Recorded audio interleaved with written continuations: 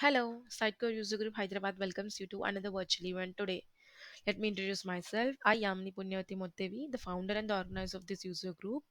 Is very passionate about contributing to the community and always believe in making the world a better place. So here we are to understand and explore Sitecore. Today we have two sessions, one from Mohammad Sirajuddin on introduction to XM Cloud and second session by Kalkeli Rusk on content best migration practices. Now let's hand it over to Siraj for his first presentation. Thank you. Yes, this is Mohammad Sirajuddin. Okay, people call me as Siraj.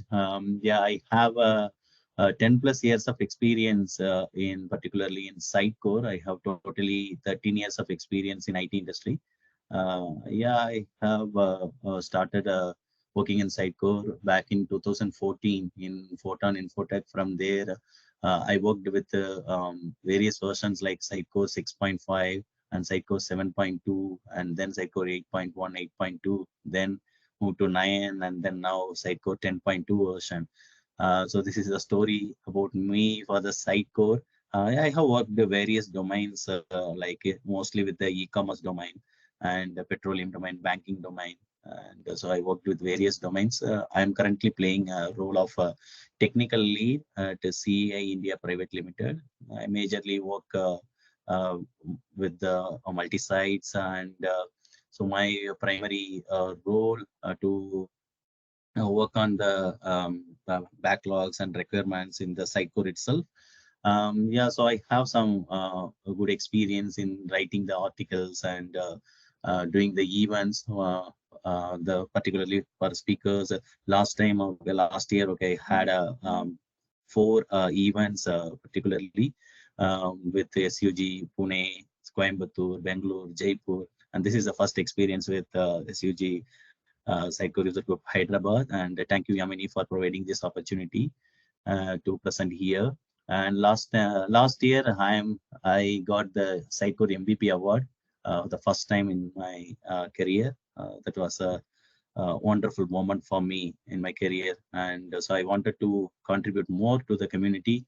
That's why I'm here to present the topic of Sitecore XM Cloud. Yeah, Sitecore XM Cloud. Wherever we go, nowadays the people are talking about the XM Cloud. And I'm also very curious to know about what is the XM Cloud, why people are talking so much about it. And so we have a lot of experience with the Sitecore XM XP. This Sitecore XM Cloud is something different, I feel. So that's why I pitched in, and I just got to learn some basic stuffs and fundamentals. And I wanted to share that with the community. So this is the today agenda. As you see here, we are going to see before we move into the Sitecore XM Cloud. We just recap what the Sitecore XM provides and the Sitecore XM versus Sitecore XM Cloud. And we are going to see, and Sitecore XM Cloud has some beautiful features in it, and we are going to see what are the features inbuilt with the Sitecore XM Cloud. And also sometimes we feel like we will be asking ourselves, right, so why we are moving forward. And not all the organizations, not all the business are opting for the XM Cloud, but some of the organizations still feel like, so we have to move to the XM Cloud for this purpose or this purpose. And maybe so always ask why wherever we go. So before we choosing the technology stack, we should ask why. So here as well, okay, why XM Cloud? So we are going to see, and the overview diagram of architecture, how this XM Cloud is working, and with the various systems involved. And so we are going to see that as well. And we have some deployment options the Sitecore has provided for the XM Cloud, and we are going to see that deploying XM Cloud options. And particularly in this agenda, okay, I'm going to show you the deployment app, okay, deploy app method, okay, how we are going to create the new projects like that.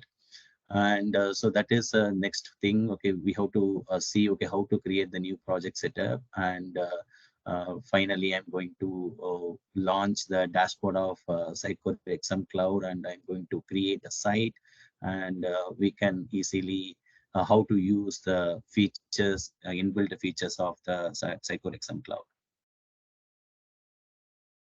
So before moving to the XM Cloud, I just wanted to recap the Sitecore XM. And as we grown up by using the Sitecore content management system, here this is the original CMS offering. That means so we have the competitors, we have the other content management system as well in place, like WordPress, Wires Commerce, and other CMS and Sitecore CMS. Okay, we both are similar as we see and as we grown up by using this CMS. What it will do is it will directly mapping. That means we have it is tightly coupled with the .NET ASPX or AS layouts or the MVC.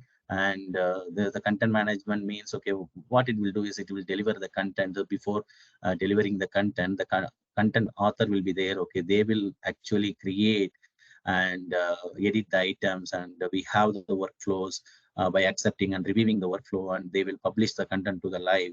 And finally, this content management system is storing the data, and it will deliver the data. But we have a tightly coupled system as well in place, like the Sitecore MVC, and we use the Sitecore ASPX web forms as well.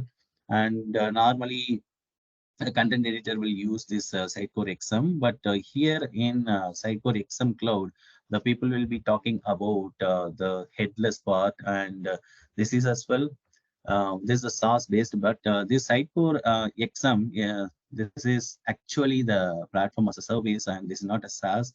And this is giving you the software or tool, and we need to install it for the usage of the Sitecore content management. And here in the Sitecore XM Cloud, we no need of actually the license. Okay, we will be having some subscription model, and if we have the subscription model using this license, okay, then it is the composable architecture as well. So we have the other composable architecture. It means, okay, the composable architecture gives a lot of features like the Sitecore XM Cloud, and we have the content hub, and we have the others as well. So it is built with the composable architecture, and this is SaaS-based CMS. What it will do is the customers or the business or the organization, what they wanted to create something instantly. So that time, okay, they will go and create and manage and deliver the content. So that is the one beauty option here. So no need of waiting for something, the coders or developers to pitch in. So they can directly go and create the content as well, and it supports the various channels as well. So that is the one thing, okay, everyone wanted, right? Okay, in the business point of view. So not only the website, okay, previously and all we have only the website based applications. Okay, that is only enough. I said, okay, 10 years back, and after that the responsive model comes up, and the mobile, and it all always supports like a mobile and website.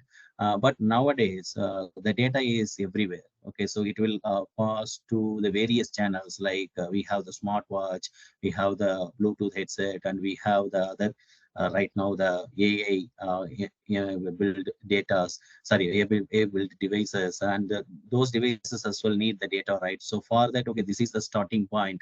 So it will deliver the content across the channels, because it is the only delivering the content from the single source, and it will spread to the various channels. This is also headless CMS, because headless means loosely coupled. That means we don't have anything dependent with tightly coupled applications. It is a kind of a loosely coupled. That means, okay, there is no head at all. That means we have the separate front end application, we have a separate side core, and in between we will be calling the data through the APIs. Okay, the API is the main stream here. Here the middleware. Okay, it will support for the all the communications from back end to the front end. So it is not only creating the engaging content, but also distribute across channels is the only beauty thing for this XM Cloud. So just to see the difference of Sitecore XM versus XM Cloud, as we see here, XM is a non-SaaS model, and XM Cloud is SaaS based, that is a subscription model. And here we have Jamstack ready. That means it is headless CMS, right? So we use Jamstack. Jamstack is nothing but we have the modernized UI frameworks like React, Angular, and we have Next.js as well come into place right now. And this is XM is mostly with the tightly coupled, that is the MVC. MVC means we have the controller rendering and view rendering. So we have a business logics attached with the controller rendering. So those parts. So right now we have front end is separated here in the Jamstack, that is XM Cloud. And XM Cloud, we have the Sitecore pages, but in Sitecore, there is no concept of Sitecore pages in Sitecore XM. But Sitecore XM had, we all know, we had a Sitecore experience and content editor. So yeah, in the experience editor as well, in the content editor as well, okay, we can go and save the data, and we can create the components in the Sitecore experience editor, and we have we can modify the data either in the content editor or in the experience editor. But here in XM Cloud, we have some good future features like Sitecore pages. I will show you in the demo what is the Sitecore pages, and this is also the fast time to launch. But here we know the Sitecore exam is it is little bit longer time to launch. But here in Sitecore exam cloud, okay, if you want, we can create the simple page, static page, and we can immediately publish and we can launch it as well. And it is merely very less time taken compared to Sitecore exam. Why exam cloud? Okay, so this is before choosing any technology stack, we should ask the question why. And likewise, okay, for the exam cloud as well, we should ask why we are choosing the exam cloud. Not all the business or organization is required to change it to the exam cloud. First they have to understand their infrastructure, and they have to understand their business model. If it is really required, then they have to go with the exam cloud. And also every each and every organization need to understand their competitors as well. So if their competitors are going headless mode, or if they are going in the managed cloud or any other cloud sectors, and if we are still in the preliminary server, like we are managing the content delivery servers in locally, so that we need to decide, okay, so whether we are going with this particular options, or what is the advantage over there in the XM cloud, and the normal already whatever there in the system. So here in XM cloud, okay, the one consideration criteria is, okay, it is reduce the hosting complexity, because the hosting is kind of bigger process, right? Okay, wherever we go, okay, we have to think and we have to scale the thing according to the application. And here it will reduce the hosting complexity and the cost as well. Okay, the cost in the sense, okay, we know about the cloud mechanism, okay, how it is working. So it is kind of whatever you are using for your whatever the pay will be applicable only for the usage, that kind of the thing will occur here. So that's how, okay, I'm putting like reduce hosting complexity and cost. And then the leverage new Sitecore features faster. That means, okay, we have more features added in the XM cloud. Okay, that is very much required for the current trend wherever we go right now in the businesses and all. So they have they are in a very fast phase application development. So those fast phase, we have to run the same phase as well. So then only we have to survive in this digital world. So that's why we have some new features as well. New features like pages, component builder, explorer. Okay, this is inbuilt features in the XM cloud. And it will definitely the faster web experiences, because we are using the Jamstack approach, the modernized framework. All are the performance-wise really good impact creation, and this is a faster web experiences. Definitely, it will create. and it is supports multi-site and multilingual support as well, like exam. Okay, exam as well, okay, we have the multi-site and multilingual, but here also it supports multi-site and multilingual support, and faster creation of new components. That is the one thing. If we wanted to create the component normal way, okay, what we have to do is we have to go and we have to write the code, and we have to create the component site core. We have to attach that component. So this is the way of creating the components. So that then we have to create the rendering as well. So we have to map that rendering. It's a long process, right? Now in the XM Cloud, okay, they have the component builder. There are the two things, BYOD, that is a bring your own code, and FEAS as well. There are the two options. We can create our components very easily and the faster creation as well. And the scaled global delivery via Edge. Okay, Edge is the thing, but we have a content management system. It stores the content. Okay, wherever we have the content, we have to get the content somewhere, right? So for that, okay, we have the API services. We will call that API services through the GraphQL or layout services, but the data will be storing somewhere. Right? The data is storing here the edge layer. So in the edge layer, okay, the data will be there. It will be cached layer as well. So the delivery is given delivery is through the edge. Okay, that is the scaled global delivery via edge. That means okay, we have the couple of system as well to the communicate to the edge, and easy to integrate APIs. I already told, like okay, we have the GraphQL and we have the layout services to call the layout, content, data. So it is very easy to integrate as well. Here, next thing is okay, Sitecore XM Cloud features. Okay, I already covered most of the thing. We just gone through in an overview way. Like here, it supports the JSS. That means the Jamstack and the headless services, and we have the management services like deployment and all, and we have layout service. Layout service is nothing but the calling of the data through the APIs. Okay, that layout services is using the REST here, and if you chosen the rest, then we have to use the layout services to call the data. And we have the other option as well, that is the GraphQL. Okay, if we chosen the fetch with the GraphQL, then we have to choose we have to get the data through the GraphQL. And this one I already explained that we have the content delivery via edge with connector, because we have to get the data for the application. So the edge will provide the data, the connector. This is the overview diagram of XM Cloud. Okay, as you see here, okay, SaaS managed by the Sitecore. That means the licensed SaaS. Uh, it has provided the SaaS managed, and this is a managed content. That means we have the content editor in the XM Cloud itself. Okay, it will manage the content.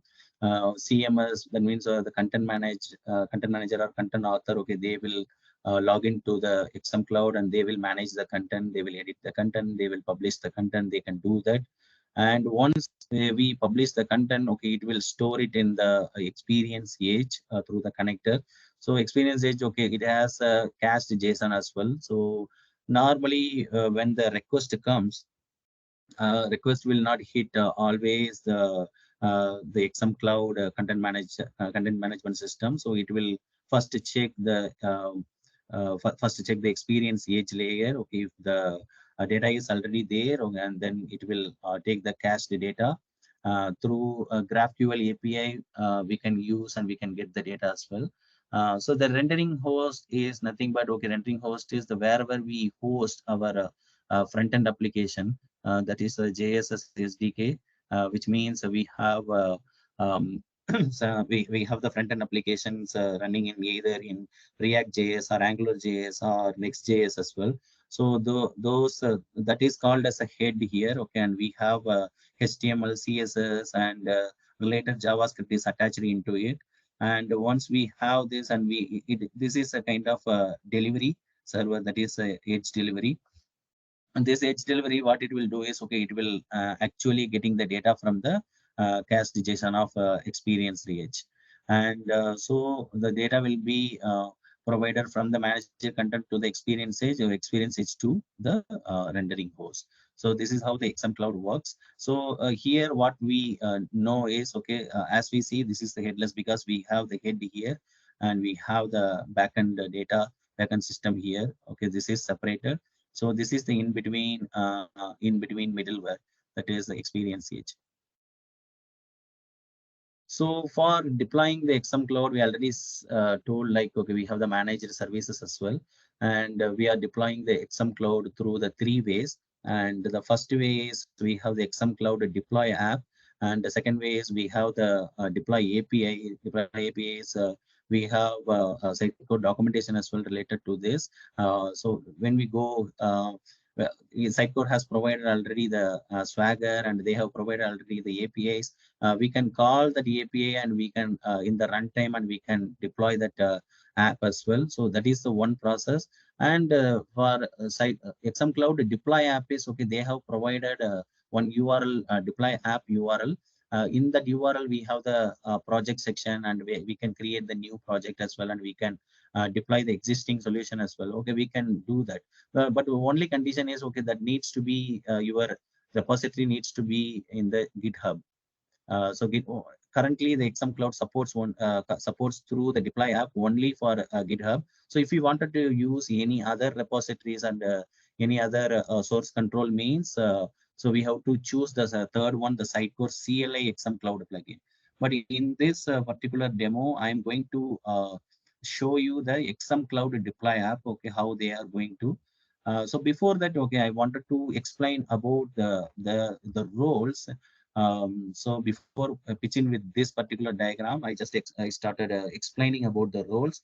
In XM Cloud particularly, we have the two roles, that is organization admin and organization owner. Both are similar, but some of the owner has some additional features to be seen or to be play with. But 95% okay, the admin and the owner has a similar roles, and the other role is the organization user.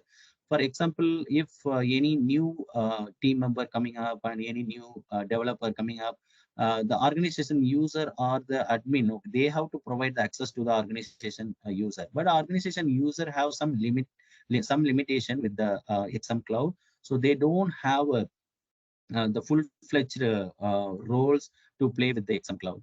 So here, now I'm coming back to this particular diagram. In this diagram, normally we will have our code, right? Okay, code in the sense we have a Jamstack approach. In the Jamstack approach, we have JS applications, the modernized JS application like a React application or Next.js application.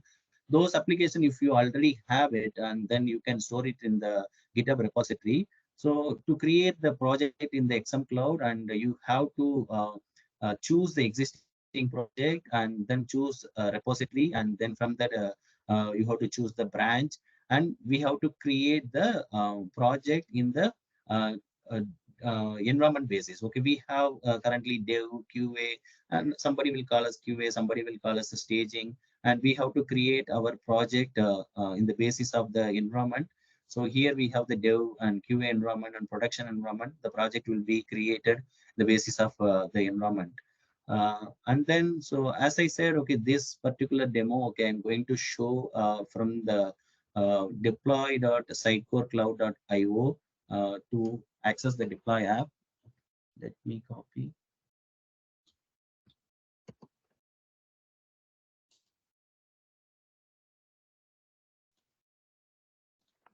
So if people might be surprised, I'm going to show one thing here.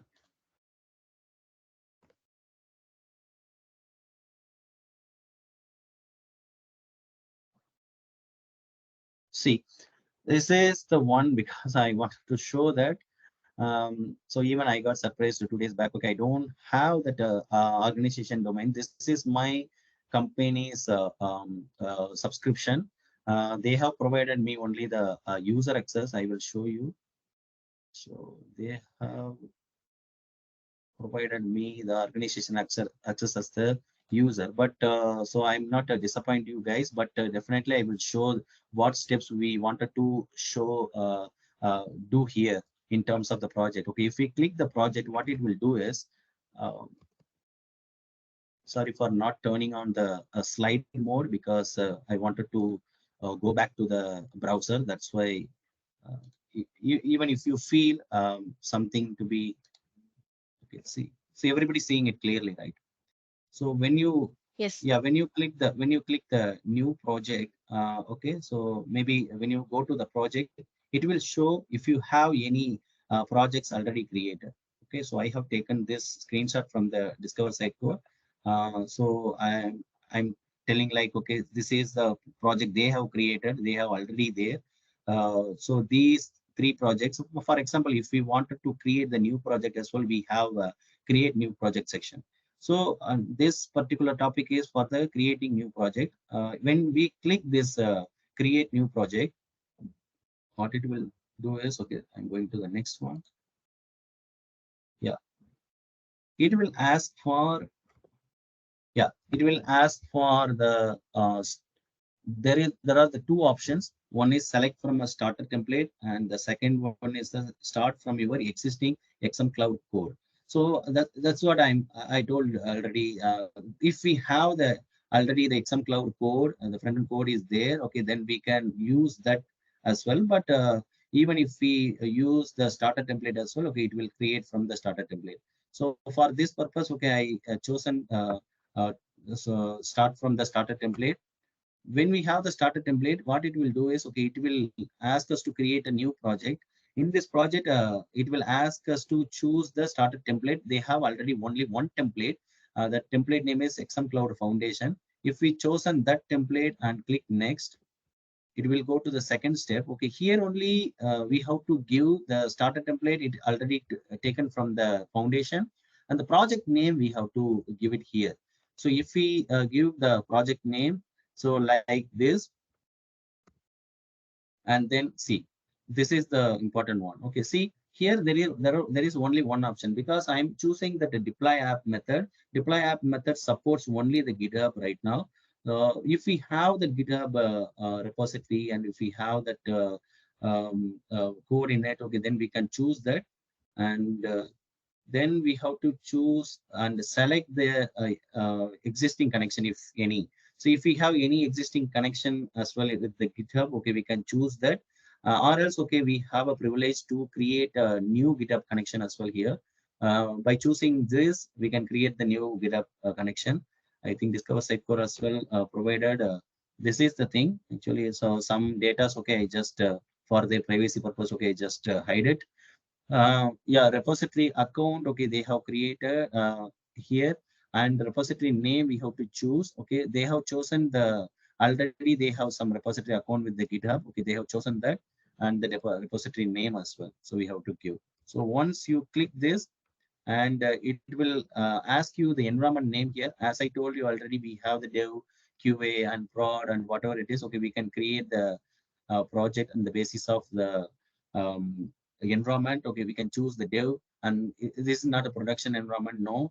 And trigger employment commit to the branch, yes. Okay, we have to choose this and create and deploy. So this is the new project. It will create and deploy. Okay, what it will do is, okay, it will first do the provisioning. In the provisioning, okay, it will take all the sources of XM Cloud templates, and it will create that in the provisioning, and it will build the code as well in the second section. And once these two options done, and it will move to the deployment stage. So then it will go to the deployment. Once the deployment done, the post actions will do. It will take little bit of time. Okay, we no need to wait till post actions done. So we can immediately clicking this launchpad. I think, okay, this launchpad section in the deploy completed, we have this option launchpad. Once we click this, where it will go is, okay, I will show that from here on. Okay, I have a demo. Let me go from here.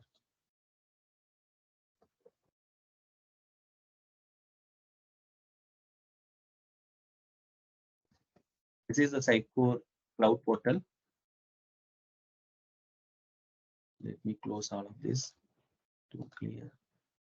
Yeah. So maybe this is my company's cloud portal, and we have already like, okay, we created the project, right? Okay, we have created the project like CEI POC, and this is my account, and we already have the two sites already created, and we have the project. We have the code in GitHub, and due to the restriction, I can't open that GitHub account. So this is the two sites already created. What I'm going to do is, okay, I'm going to create a new site right now. See, when we click this create site, so it will give the empty site and the basic site as well. So I'm going to choose this basic site. Here I am. It's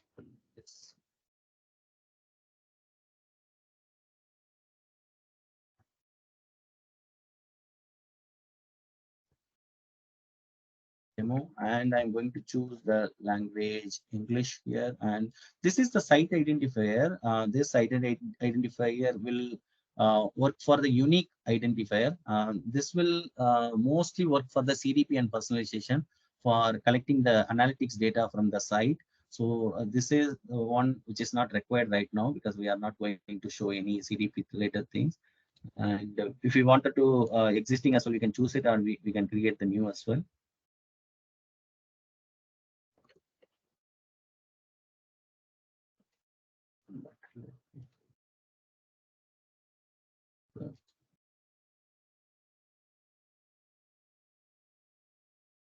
See, this is the site. SUG Hyderabad demo is building right now. This will take a little bit of time. Yeah. So before moving here, okay, I don't want to confuse you guys. Okay, once we create and this project and this if you give if you click this launchpad, it will go here in the Sitecore cloud portal only. So that time now I have created my CEI has two sites. That's why it is showing two sites. Okay, if you are the fresh Sitecore cloud portal means, okay, no sites will be created. So your site will be the first site. So that is the one I'm going to show right now. This is the first site I'm creating here.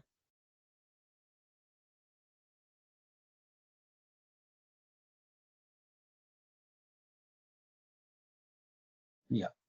So due to some network, we don't see any images or something.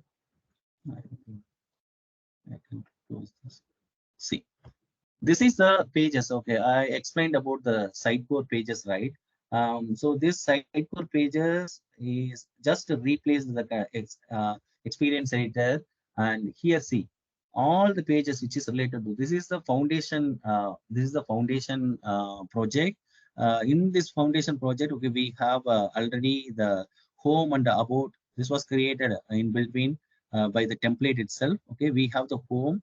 Home. See, this is the home section, home page components and home page content.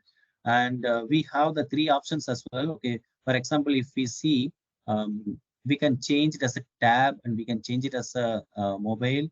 It is automatically supported. Okay. No need of writing. So responsive is everything is in place with the XM Cloud, and we can change it and we can see how it looks like in the tab and other. So, and we can choose the other things as well, flexible and desktop small, desktop large, and we can choose these options as well to see the content, how it is loaded.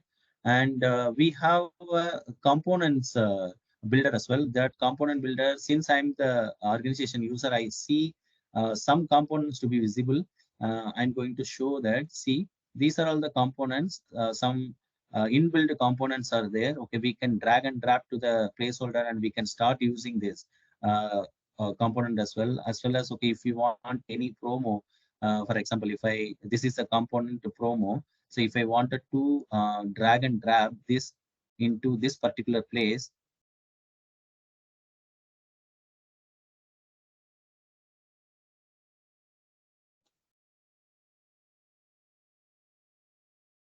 see, this will be asking like where we wanted to create it. And this is the data. This is create new. This is a promo, and I can choose the template, and I can choose uh,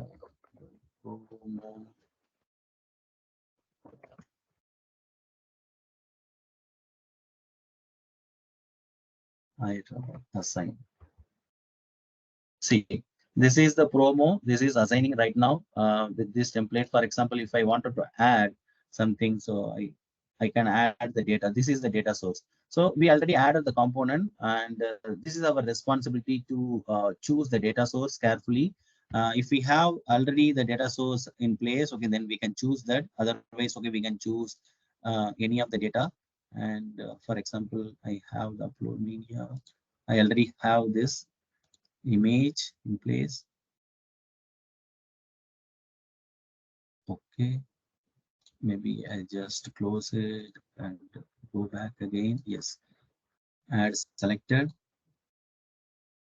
So this is coming, and here this is a text. I can give like Apple, and this is the link. This is the link text. Apple link.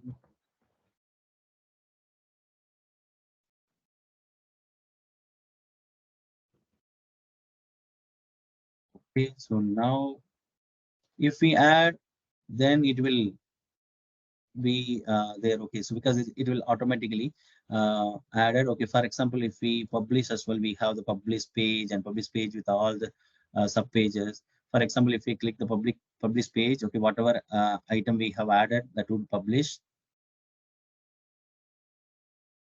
So this component is, for example, right now I don't have the privilege to see that FEAS front end, the coding level. If we wanted to add any external component, for example, if we have some component that is there in the another application, okay, if we wanted to use that as well, we have the privilege to use that FEAS as well. And this is the Sitecore components, the inbuilt components. We can use this component as well and bring your own VOIOD component as well there. Okay, so we have used by using this component builder. It is very easy to create the component. See, we have added here and we have added everything. And if you go to the tool section,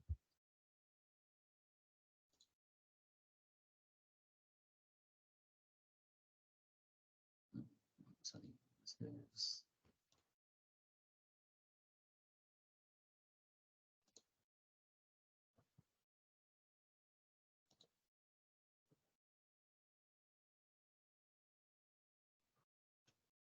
okay. This tool section, see, we have the content editor. In the content editor, see, in the content editor itself, we have the company demo. These two are the existing one, but this one is our site. Okay, we have created just now, right? So in this site itself, okay, we have created the component in the pages level. If you wanted to see that in the home, think promo Hyderabad. This one we created, right? So this is reflected immediately, and this will be having the item ID, and this is the data source we selected, and this is the link we have chosen, and this is the text we have given. So this promo Hyderabad is there in the home and presentation details. We go see the image. Sorry, no, this is the shared one. If you go to the final, and if we have the promo, see headless mine, the data promo Hyderabad. So all are mapping in a single click. For example, we haven't seen that pages previously, but this new feature with the Sitecore XM Cloud, maybe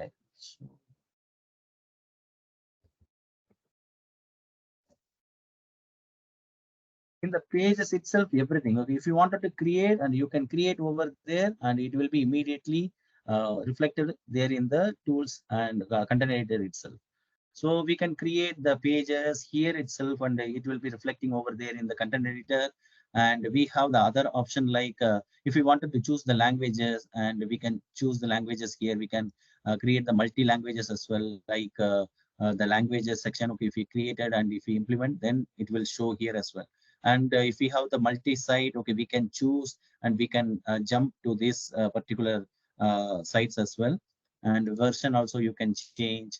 And we have some templates, and page design, partial design. Okay, if we wanted, we can create the page design. We can assign it to the item level, and it will go. And if we have the partial design like header, footer, and if we wanted to go that for the shared layout, okay, we can use that as well.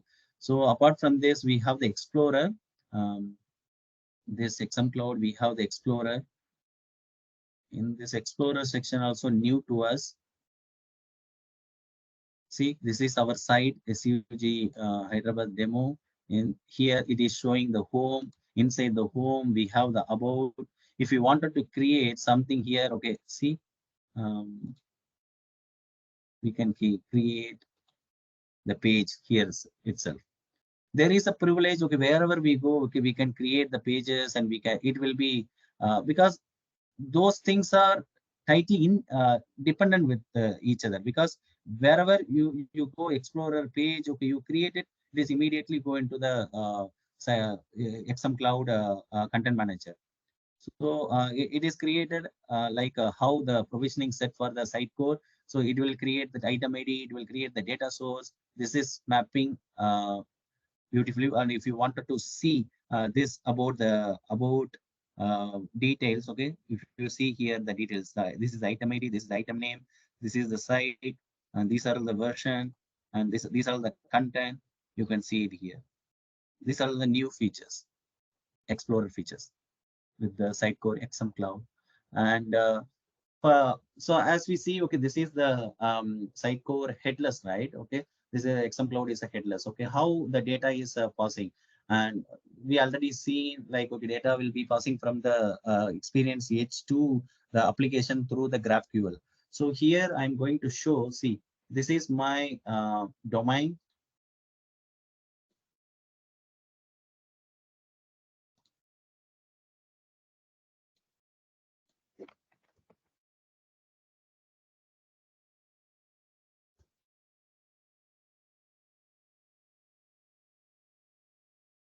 See, this is the tools. If you go to the content editor, see, this is the domain, Sitecore.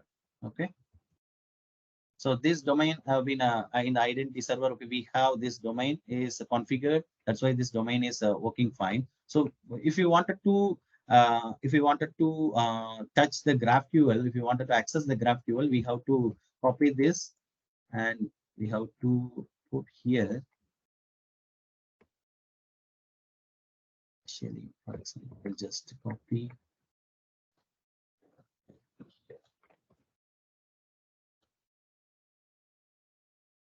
Okay. So Sitecore API Graph Edge ID. This is the ID for the GraphQL Edge. Okay. Currently, we don't have any HTTP headers as supported because that's why response not successful received a status code 400. So we all know, okay, for the either if even if we take the layout services or if we take the GraphQL, the important point is the backbone of the communication is through the API key. So the API key is if we work with the Sitecore headless, we will be very familiar with this. If we go to the system settings, and here we have the services. In the services, we have the API keys. The API key, we have this item ID. We have to copy this. Okay.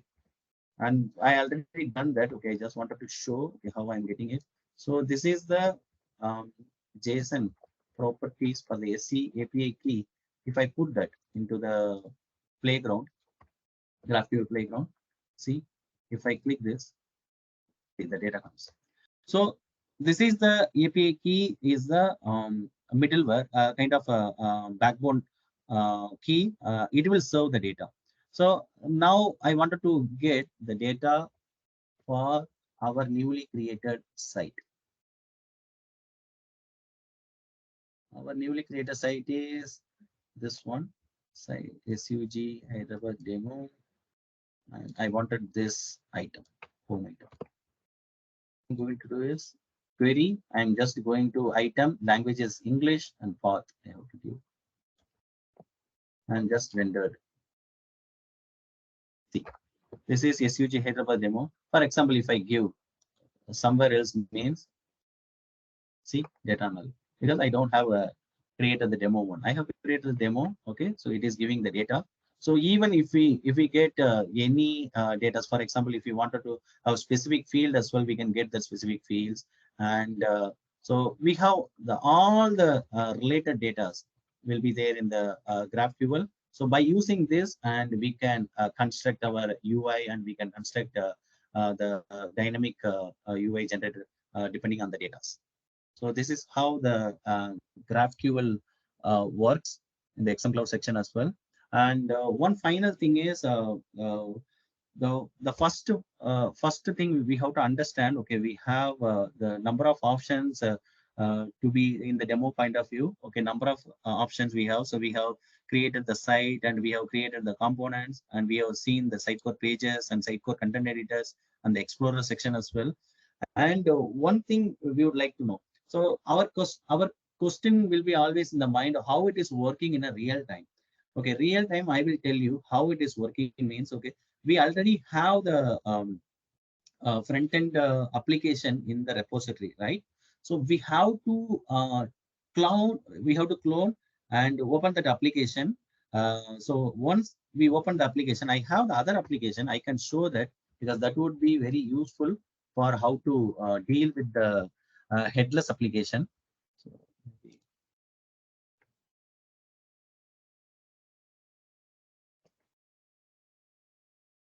Visual Studio Code.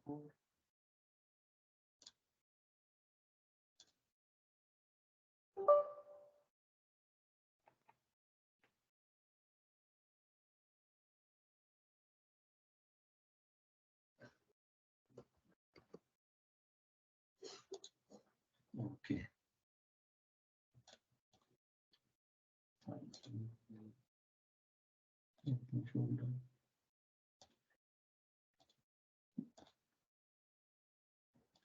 This is my Next.js application. Okay, this is irrelevant, but I can show you the relevant one. See, if we have the environment file. So in the environment file is same, mostly with the Sitecore XM Cloud application and the other application. For example, in the environment file will be there, whatever the application I told, right? Okay, we have the repository, we have application, we have to clone in our local. And once we clone and we get the application, and once open the application, we have the environment file. In the environment file, we have to give the Sitecore API key here. So this is my old Sitecore API key. Whatever the API key right now I showed, right, inside the system, we have to give here. And the GraphQL endpoint. This is very, very, very, very important. So this GraphQL endpoint, we have to give the one it is generated for the Sitecore XM Cloud.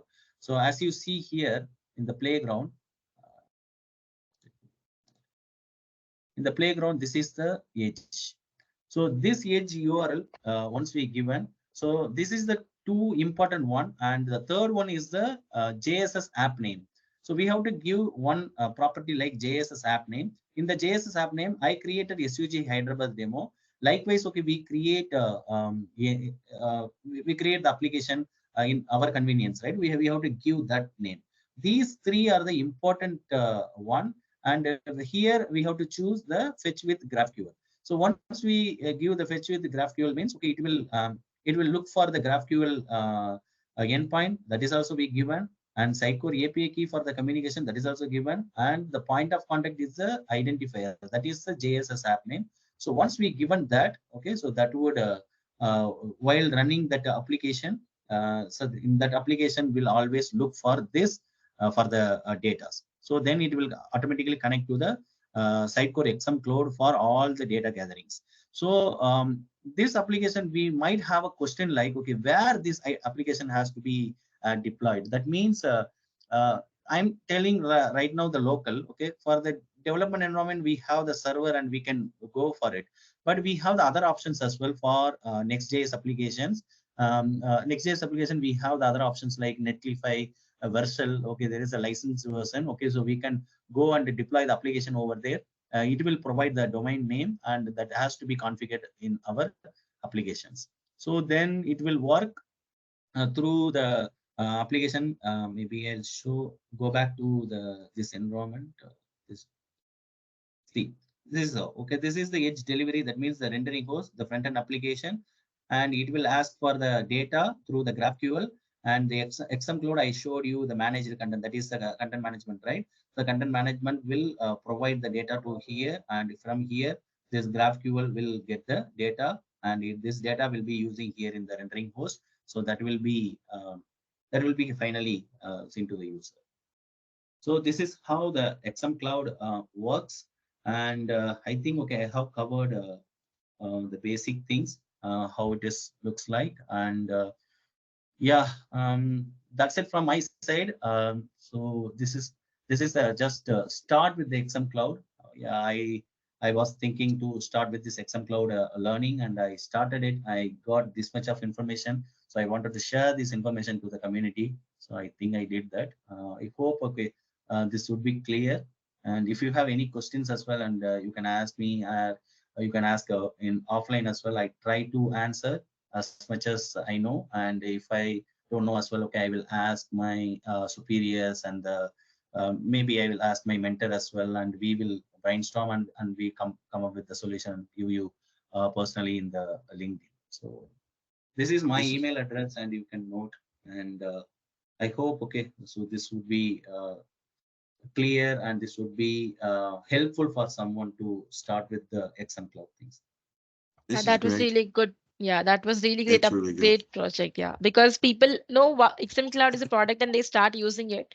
But the problem is they should know why and where to use the XM Cloud as well. That is exactly you Yeah. covered it, and I Mhm. think that's a great thing. Yeah, So thank you, one Siraj. disappointing thing is actually if I get that access means, okay, I showed by creating the applications as well, and I will run that application in locally as well. But that was my disappointment. Okay, no problem. But I think, okay, I covered with that this one screenshot. Okay, even if you have any doubts as well in this, okay, definitely I would.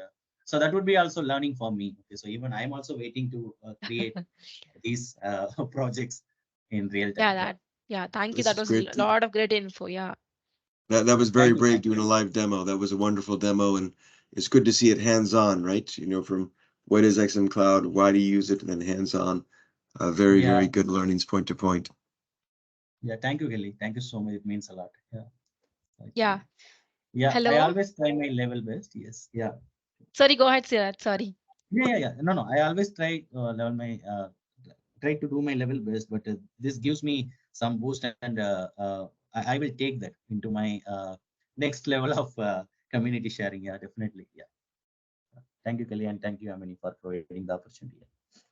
No problem. No problem. Kelly, you're up next. You can go ahead. All right, thank you, team. I will not be as interesting as the previous presentation, but it will be necessary. So content migration planning, we talk about maybe you're going to XM Cloud or whatever you're doing. Um, we want to make sure that you can get there appropriately. And for those who don't know me, my name is Kelly Rusk. I blog at the Business of Byte.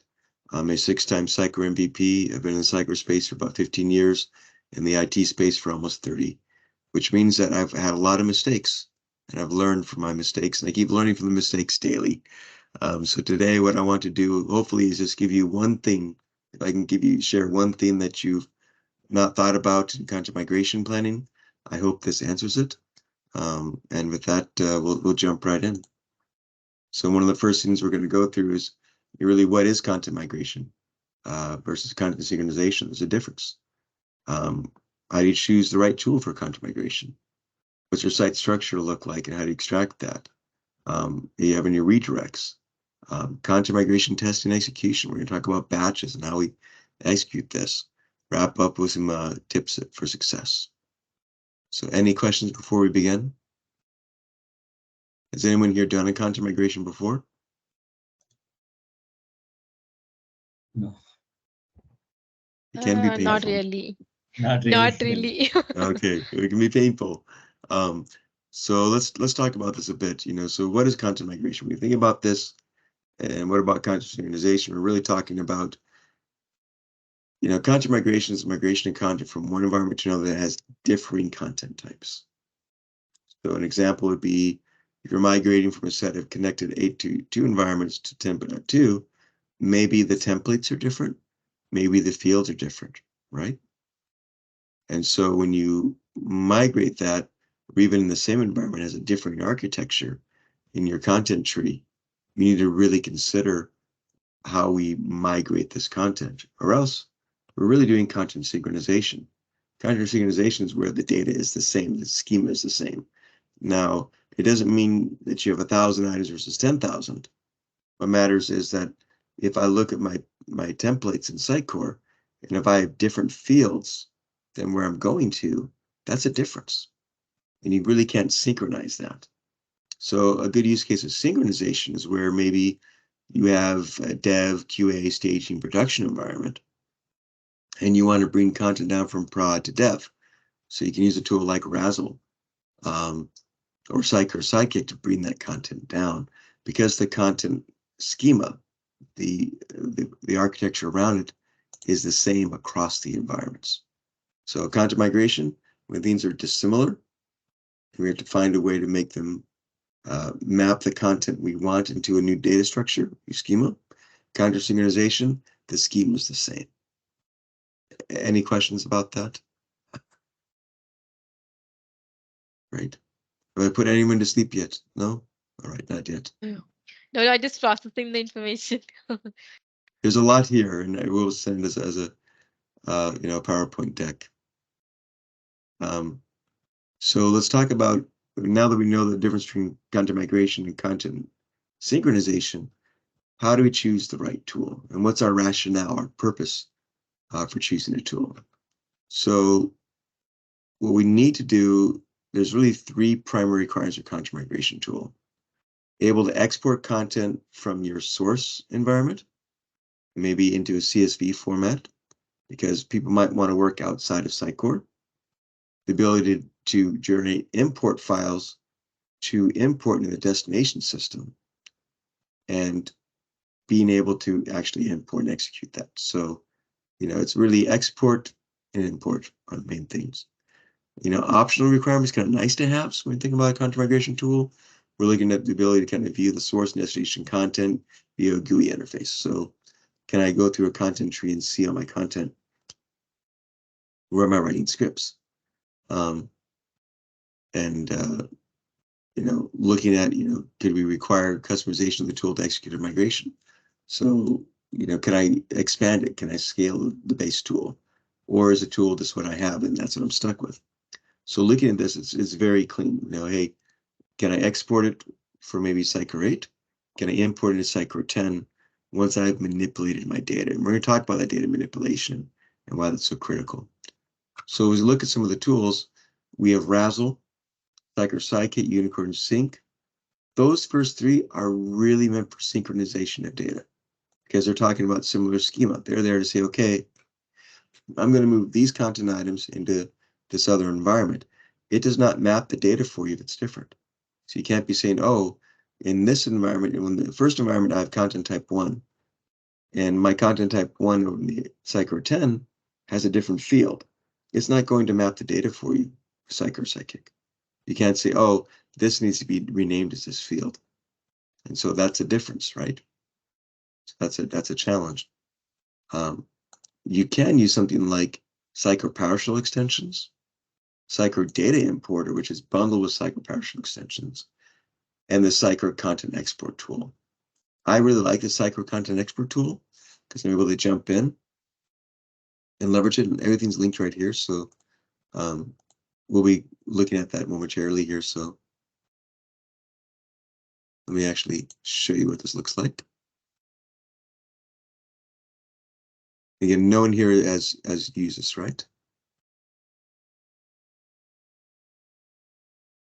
So let me share my screen. I'm going to share a different screen here so you all can see it. We're going to jump in and out of the presentation deck. Not as cool as a live demo, but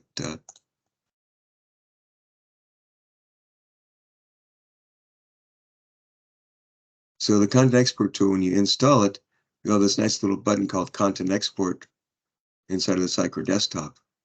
And with that, you'll be able to get your database, templates, and all these things in place and start to use it. There's a GitHub here from Eric Stockwell.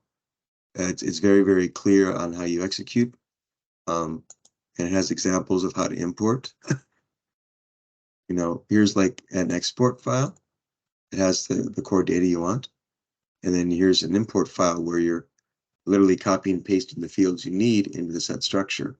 And that structure comes from your destination environment. So maybe in Sitecore 10, you have a page template. So you'll be able to create that file from a template, and you'll be able to then put the data into it and then execute it.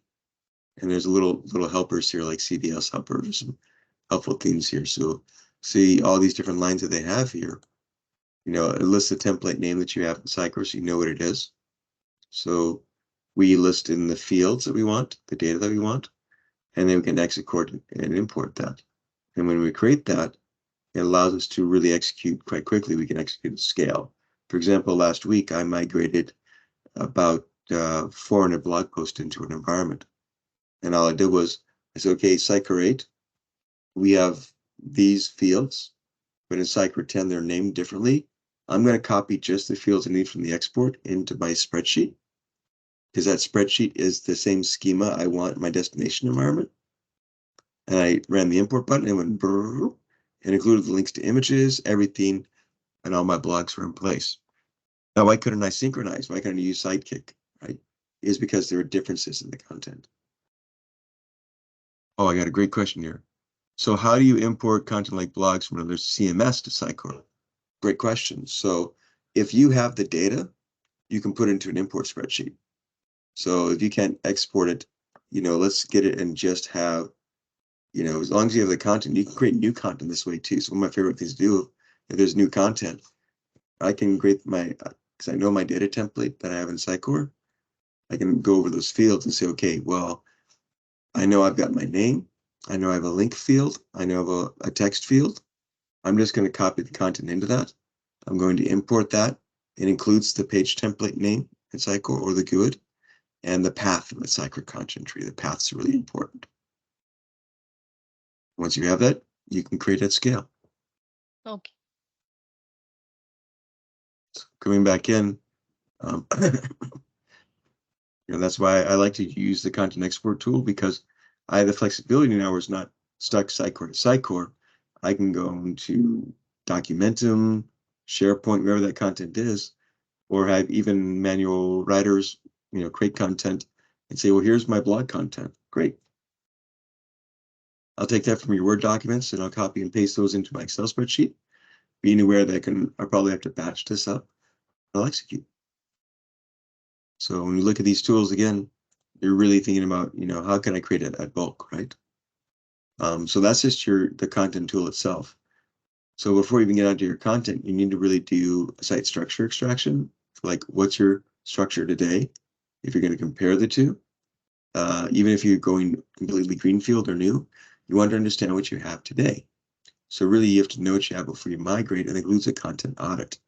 So when I talk about the content, the structure itself, I'm talking about the whole taxonomy that you have in your current Sitecore system. That's relevant because you may want to compare to that, and you also want to know where the content lives. So if you go to maybe your Sitecore 10 environment or new environment, if the site structure is a little different, you'll at least know where stuff should belong. You can say, okay, well, I've had it here.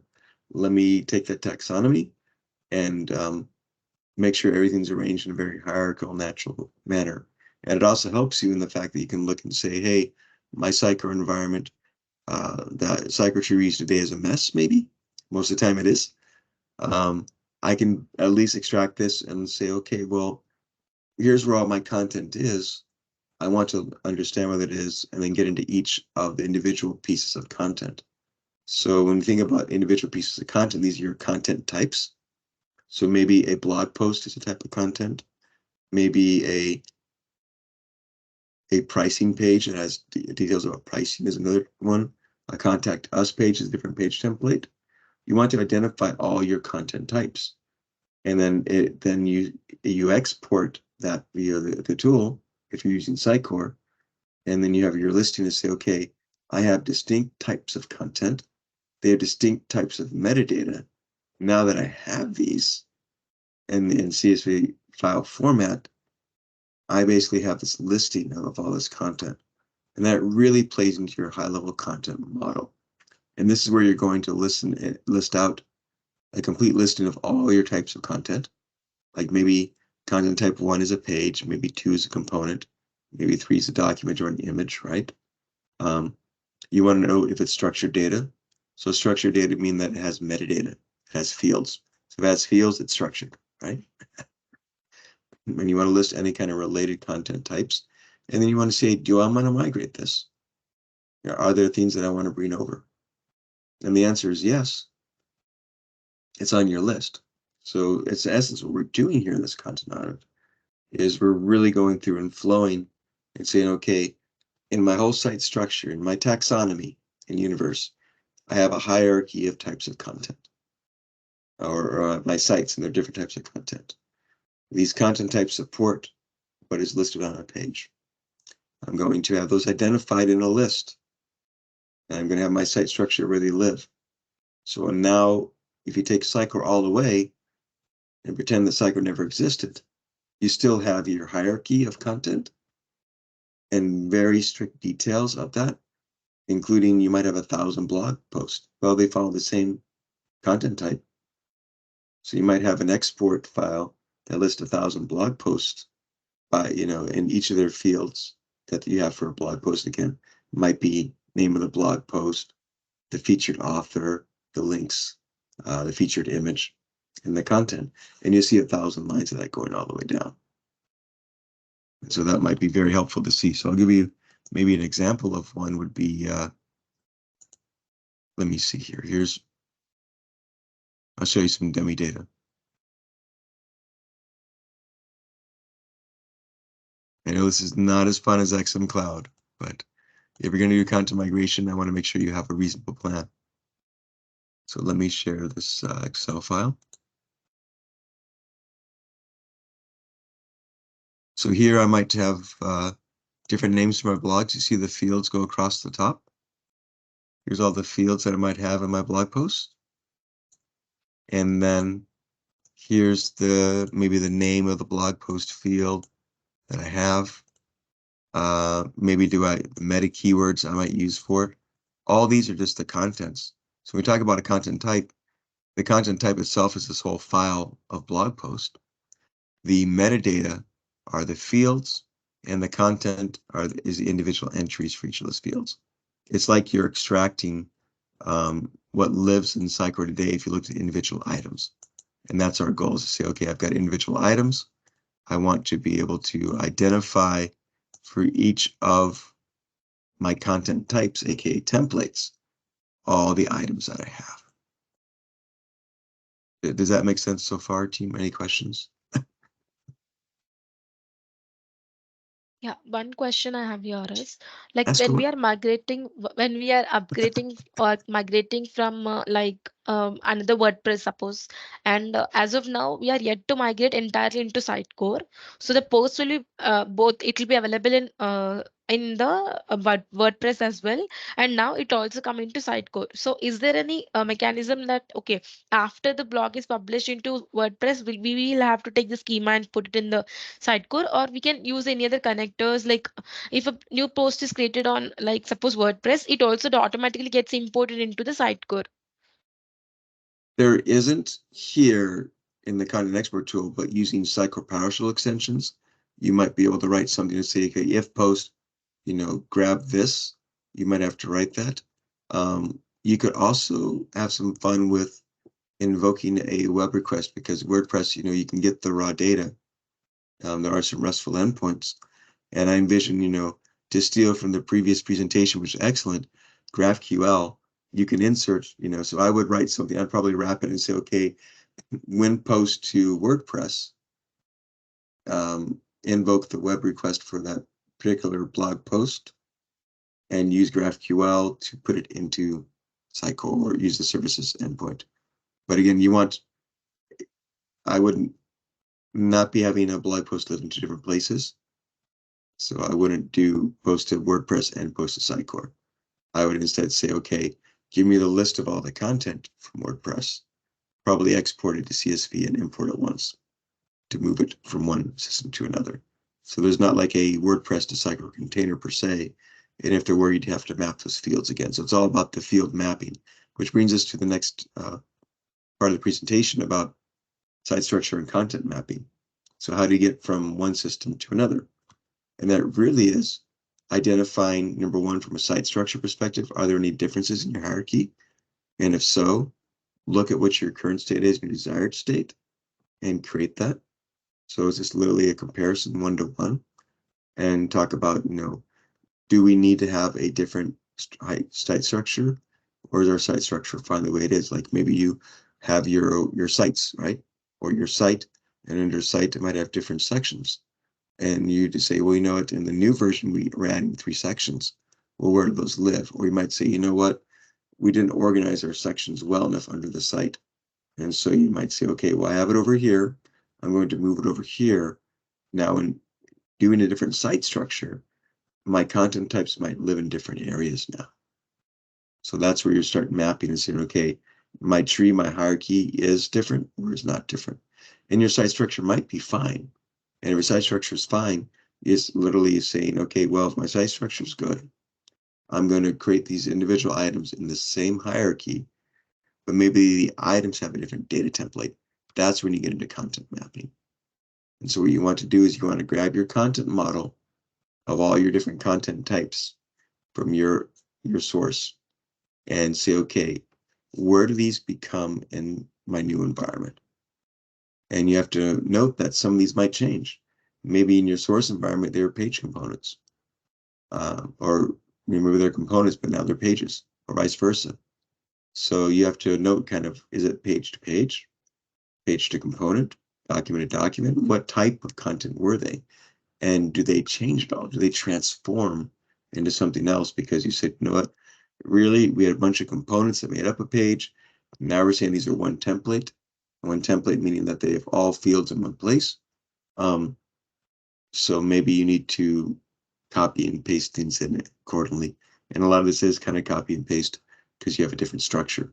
Again, content migration is where there's a different structure in place. So with that, what the kind of the transformation process is, you want to create import spreadsheets in your destination environment. So you go into your new Sitecore environment. You might use that export tool. And you can, based on your data template you created in your new environment, let's say it's Sitecore 10, you can go in there and say, okay, here are the fields that I want. And it'll export it automatically for you. And it'll export just across the top of your fields. And it'll just be like a fresh spreadsheet. But it has the data. So the spreadsheet you create for import, that's your content type. Maybe I've exported in Sitecore 10, it might be blog new is the name of my data template. Blog new might have only 4 fields instead of the 8 I had in my source system. And I'm going to fill in the content for those 4 fields. So you remember the Excel spreadsheet I just showed you previously, it had the content listed by row, but the fields across the top are the same. So what you're doing in this exercise is saying, okay, I'm going to map from my source system to my new system by content type. And you might have multiple content types you're merging as well. What matters at the end of the day is that you get to one spreadsheet per content type. So you listed that out and say, okay, I have a blog data template. I've got a page template for pricing. I have like a pricing page template. I've got a custom image template. All those are your content types. Does that make sense, team? Does that help? So very much, Yes. you can overcomplicate it, but this is the critical part, right? You have to map each Exactly. content type from source to corresponding. Yeah, because I thought it was that's what I was thinking because everything will put in one spreadsheet, it will confuse ourselves, it also confuse the machine. So I think that is good. For every each schema, we need to have one spreadsheet, right? Yep, yep. Okay, that's And great. any unique schema is one spreadsheet because you want to import that, and you can bulk in and say, okay, we're going to import this, import this, import that. So it gives you some some power there as far as having flexibility to modify it. So let's talk about, you've got the content now that you want, you've put it into your import spreadsheets. Let's talk about how you execute it, right? First of all, a lot of people have redirects. So identify, do I need to redirect any of this content? And I have a whole blog post linked here, and I'll share my blog in a moment, where we want to go through and say, okay, how do I manage my redirects? Do I put them into Cloudflare? What content goes where? So be aware, maybe you have some blog posts from Sitecore. They're going to live in a new structure. And for SEO purposes, you might want to say, oh, you used to live here in this endpoint, this path. Because our site structure changed, you now live in this new path. So how do I redirect to you?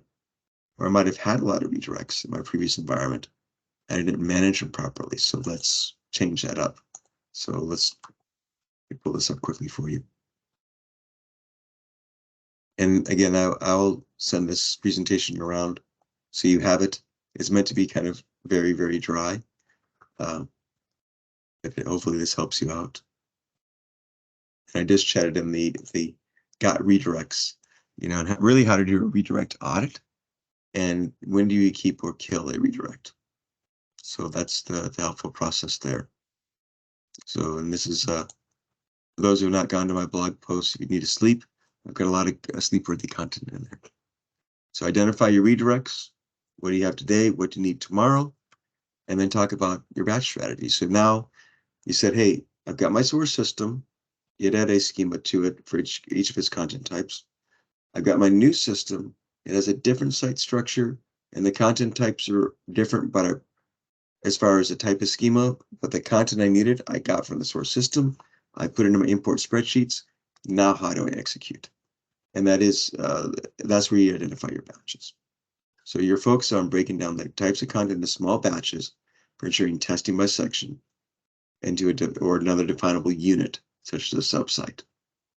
And you specifically, batch should not take longer than 8 hours to execute per batch. So if it's taking more than 8 hours per batch, it's probably too long to test. Batches being really easily identifiable, like maybe I'm going to migrate blogs in today, and it's 8 hours. Batches should be tested and validated. So this is why we want to break this into small batches. I want to test and validate that actually came over. So maybe I'll pull up the web page and view them, publish to the content delivery node and see, oh, I can see all my blogs now. Is anything missing? Do they look funny? And you want to do that and catch those issues before you migrate everything at once. Because if you migrate everything at once, you're going to have a giant mess, right? Or it's going to be very difficult to go back and fix everything. Maybe you realized, oh no, across all of my data templates, I was missing some fields. And now you've got to go re-import every single thing. So do those batches, small batches, and maybe batch per subsite, do the amount of interrelated content, maybe card types and containers within a page that has other elements might be appropriate because you can get to a complete page. And that's what we want to have here. At the end of the day, I want complete content. And so when I think about the content migration, I might say, okay, in this 8 hours, I've got 5 data templates that make up my page. Because in this page, I might have a little feature that has its own content that needs to be brought over. This other feature has content, but all 5 features make up my complete content. And maybe it includes the navigation, right? So you could, if the navigation is built using items, you could import those items and create your navigation without having to click and click and click and click and click. You get to say, okay, here's my spreadsheet, copy and paste in what I desire, move around a little bit, hit the magic button, and now I'm not going click, save, publish a million times inside of Sitecore. I'm in the system, do the base work. And this, again, this is more of a crutch, it's support to help you when we think about doing this sort of automatic migration. And also you have to look at your batch size and say, listen, if I only have maybe 3 to 20 items, maybe it's faster as a content author to have them enter that content manually. So batching is really to identify what's a good batch size, at which point do I really need to use a tool to migrate content. So ask yourself these questions as you think about your batches. And when you have your batches identified, this is when you migrate test and you execute. So the goal of content migration testing really is that you're validating the content migration tool met the requirements. You validate that the content migration process is governable. It informs if the batch strategy is right and estimates the time it takes to complete a batch. So again, this is, you're going to, before you do all of your batches, you want to test one of them. And that helps you identify, did I break it down far enough into the type of batches? Am I missing any fields? Am I having import errors to the tool? How large of a batch will my system accept at a time? Because it might time out, right? Your content migration says, okay, nope, Sitecore services says I can only take so much content. And all this comes through the Sitecore services, all these tools. That's how they hook in to create the content. These are just wrappers around that. You can see that especially if you use a Sitecore partial extensions tool. So that really helps you do that content migration test and identify, well, you know what? All my batches are going to work. And if they work, you now really have a validation of the size and depth of what you can migrate. And, once you have that completed, you've done your validation and you can see things in here and the expected values are there, then you can go through and start executing by batch. And here's an example of a batch, right? I might have a batch that lists certain types of content, the date, time to execute. It says if it's executed or validated, it has notes. So a lot of this is really basic blocking and tackling when you think about making sure that everything's listed out by content type in my batches. And I'll have all my batches listed before I begin. So I've got like a giant Word document essentially with nested tables that everyone shares and goes through. Maybe it's a Confluence document. And I go through and everyone's saying, okay, I've batched this in, I've batched this in. And I've only done that after I've done a test of migration. So now from point to point, I've gone to my source system. I've identified my types of content in the schema. I've compared that to the desired schema and site structure in my new system. I've copied content into individual content type import spreadsheets with the, into the right schema. I've identified the logical groupings to create a page or something that I can see and test my testing plan. I've done a content migration test, and now I execute by batch.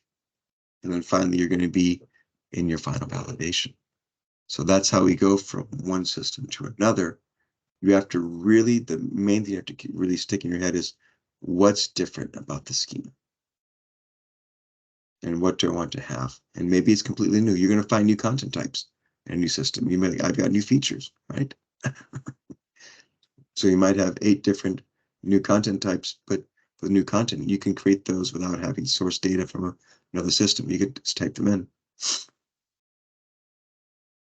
And with that, once you have everything, then you really want to do a final content migration review. This is more like smoke testing. Validate your hierarchy. Go into Sitecore, go into the CMS, look at your site structure, look at your data templates, aka content types. So content types and data templates, I'm saying the same thing, right? Make sure everything's reflective of what you desire. And given this rigor, this is why you kind of want a holistic view. Basically, go across your site, browse your pages. Don't assume that they're there. Go through and look. Do they look right? Do I see my content? Is it showing everything on the page? You might identify some codification issues where maybe on the front end you forgot to include some of the fields for output, for display on the page. The content's in the CMS. You won't know unless you go page by page, or at least look at the site. Browse it like you're a user and see if it came over. And with that, just wrap up some good tips. Content migration, don't save it for the very end. Most people save it for the very end and then they're screaming into the darkness of night, we forgot to bring our content over. So I've got all this code and I've got my test data, I don't have all my content. I know I have thousands and thousands of items. Oh no, I'm in big trouble. What do I do? And that's where we get into start early, start planning now. Gather a team, have a good governance structure. I talk about governance a lot. Make sure you got your Sitecore administrator and your lead content editor, and identify what do I keep, what do I get rid of before I migrate. You want to be talking as a team about this and not do it programmatically. A lot of people think content migration is meant to be a programmatic function. No, programmatic is at the very end, only after you've decided what content do we need. There will always be a human element in a content migration. That's different than content synchronization. Synchronization is where everything's equal, and that's very programmatic. I'm like, okay, I'm going to sidekick it. I'm going to say prod, go back to dev. So don't forget about unstructured document. You might have links to documents, right? Maybe now you want to add some fields to those content types where you have links to documents. Don't feel stuck in existing content tree. While we do a site structure extraction, that's just to understand what you have as a taxonomy. But if you're saying it doesn't work, start fresh. Do a new taxonomy and say, listen, our site structure was this, but it was really hard to navigate. Let's get a fresh site structure. And think about the who am I? What do I do? What do I use to get it done? A good website will follow that methodology. So who am I? That's the about us. What do I do? Maybe that's the offerings I have. What do I use to get it done? Maybe that's the sign up and how you can sign up for those offerings or the tools that I use. Yes, exactly right. Plan and design more before starting migrating. That's the main emphasis. And evaluate all your templates. We have base templates that you might inherit from. So when you look at your new content types, know where they're shared. Because if you have content types that share fields, maybe they should come from a base template. And the rule for base templates are they all have to have the same data across the board. So if the base template, you should not go in there and break inheritance. You shouldn't say, well, if I have 3 content types and they all have the name field and the link field, great. But if you say, oh, content type 3 only needs the link field, you don't have a base template. So it has to be wholly shared across a succinct parent and child relationship, where the base template is these amount of fields and the rest are down here. And that content type audit is going to help you really get in there and say, okay, what are my base templates, and leverage those as much as you can. And really some next tips to really help you out is, determine and maintain a regular Sitecore upgrade cycle. The further behind you get in Sitecore, it's every time you do a Sitecore upgrade, you should always evaluate your content. It's a fresh time to look. Test your content migration tools. Maybe you've changed and need a new requirement. Content mapping and transformation is very tedious. Take breaks, make it as fun as possible. Some people even think about maybe having a content migration escape room, where you break yourself into teams, and whoever can get the content migrated first gets out of the room first and get a prize. Have fun with it, because it's dry, it's painful, right? Don't underestimate the level of effort required for content migration. So when you are planning it, double whatever you see. Because once you start getting into it, you're going to find some things that are interesting. And lastly, don't take shortcuts. Shortcuts can really get you. Take your time to develop a good taxonomy, identify your content types and metadata, reduce that technical debt, and don't have any ad hoc schema or content. Really make sure you're locked in, that you work with your business partners and that you're meeting the content they need. Because else you could end up in a lot of trouble, and remediation can take a lot of time. So with that, I want to open up for additional questions. My LinkedIn is here, my Twitter's here, and of course my blog. Here we go. So if you've not gone to my blog, I will give that link right now, and I'll include it available for you.